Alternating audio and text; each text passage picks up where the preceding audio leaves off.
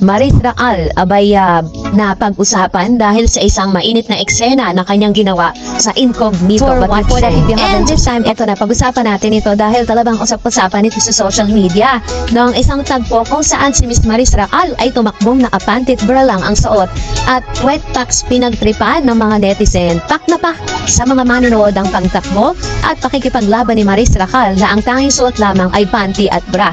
Usap-usapan ngayon sa social media ang nakakalokang eksena ni Maris sa action series ng ABS-CBN na Incognito na pinagbibidahan ni Richard Gutierrez, Ian Veneracion, Anthony Jennings at Daniel Padilla. Maraming bumilib sa tapang ng kapamilya actress na gawin ang mga naturang eksena kung saan talagang game na game siya, tumatakbo habang hinahabol siya ng mga kalaban. Bukod dyan, medyas lang ang suot niya sa paha kaya siguradong nahirapan din si Maris sa mga ginawa niyang stunts na nasabing eksena. Pero worth it naman ang hirap at sakripisyo ng actress dahil talagang patok na patok ito sa viewers. May nagkomento pa nga na sa Baguio raw kinunan ang bra at panty ni Maris pero mukhang dead man ang sa kanyang lamig doon para lang mas maging makatotohanan ng action scenes niya.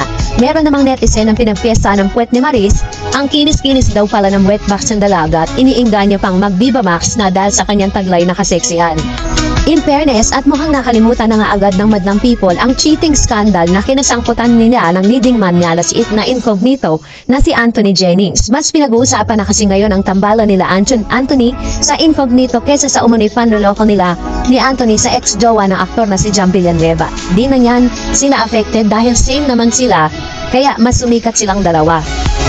Tapang ni Maris tumakbong naka-bra at panty. Congrats girl, wala nang masyadong anang babat sa inyo ni Anthony. Nice moves. Grabe ang sexy ni Maris. Iba talaga ang magaling. Hindi kayang pabagsakin ng mga feeling perfect at mga walang kasalanan. Good job Maris and Anthony. Walang pakialam ang mga tao sa personal life ni Maris. Karamihan sa nanonood ng Incognito ay nakatutok sa talent nila. Na ang galing talaga. Very good Maris. Impress ako sa galing mo.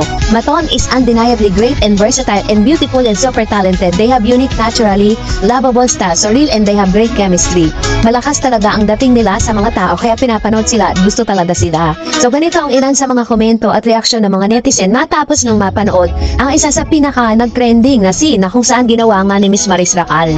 So dahil po dito ay marami yung nagsasabi na si Miss Maris Racal daw di umano at Mr. Anthony Jennings ay nakatakas na sa sumpa ng cheating.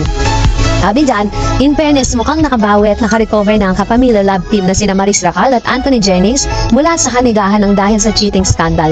Nabawasan na kasi ang mga pang-ookray at pambabastos na mga bashers at haters sa dating magjowa matapos akusahan ng ex-jowa ni Anthony na si John Villanueva ang panloloko sa kanya. Base sa nababasa nating mga comments sa social media, wala na raw silang pakialam sa past ng magka-love team. Ang mahalaga ay nagpapakinig at nagpapasaya pa rin ang dalawang kapamilya star.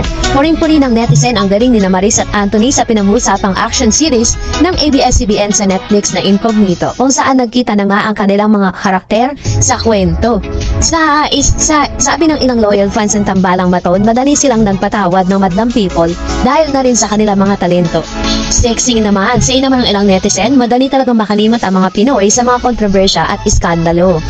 Hate them or love them, pero hindi natin naalis na may chemistry talaga sila and magaling talaga, don't mind the basher. Ayan na silang dalawa, grabe talaga ang chemistry at ang galing ng acting, love them both. Sus, talagang bagay sila, comedy ang dating, magpapakinig talaga. Kinig talaga tong dalawa, pag mag-comedy di bore yung mga role nila, binabantayan ko lagi ang mga eksena nila at super ganda ng Incognito. Minus the personal issue, undeniably na mahusay talaga silang dalawa. Ang lakas ang chemistry nila, pero ganyan pa din. Kaya sila mga susunod na sinaw na obvious na iniiwasan na ni Jennings si Maris.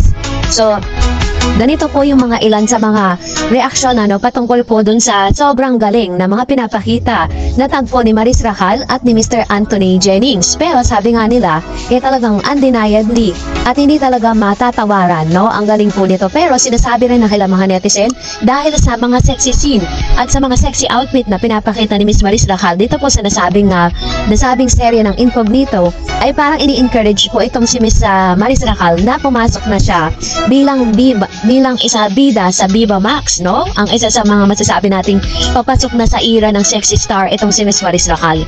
And si Maris Racal din po ay pinagbawalang i-mention ng Incognito sa Showtime fans dumepensa. So sa isang episode kasi ng Showtime kung saan isa po siya sa mga host or isa siya sa mga guest ay parang bago po siya sumalang ay hindi po talaga pwedeng banggitin yan dahil nga nasa umi-air kasi ang It's Showtime sa GMA. May paalalang stop ng noontime show na It's Showtime sa actress na si Maris Racal na mag-guest ito sa programa. Hindi niya kasi pwedeng banggitin ang sharing incognito kung saan isa siya sa bida bilang si Gab Rivera. And nakuna ng netizen ang nakapaskil sa harap ng stage nang nakalagay ay no mention of incognito, thank you. So ganito po yung ilan sa mga nakalagay. Maraming nagtaka dahil sa isa sa kadahilanan kung bakit nag-guest si Marisa na sabing noontime show ng ABS-CBN para magpasalamat sa mga manonood ng incognito. Dahil number 1 ito sa Netflix, simula nung umeret natalo rin ito ang katapat na programa ng GMA Network na Batang Riles sa rating game base sa AGB Nielsen Lutang People Home Ratings. Ang It's Showtime ay may ere rin sa GMA tuwing tanghali dahil nag-renew sila for another year at dahil dito ay maraming pumuri sa dalawang network dahil sa collaboration nila. Kaya sinabi dati ni GMA Chairman of the Board Directors, now Executive Vice President, Chief Financial Officer Mr. Felipe Gozon, the TV war was finally over. Ay hindi totoo kasi nga bakit binawalan si Maris? Nabanggit naman sa amin na may kasunduan ng magkabilang panig na bagamat umeere ang Showtime sa GMA ay hindi pwedeng ipromote ng kapamilya artist ang programa nila na may katapat na programa ng kapuso artista tulad ng mga Batang Riles at Lolong. So, ganun po kasi yung napag-usapan at parte po yun ng kanilang serie at kanilang kasunduan, And wala naman talagang TV war, sabi niya, kasi tulad ng nasa Showtime, mga collaboration show na din sa pagitan ng ABS-CBN at ng GMA. So wag daw natin kalimutan ng mga fans na business din yan. So yan po yung kanilang paliwanag with regards to this.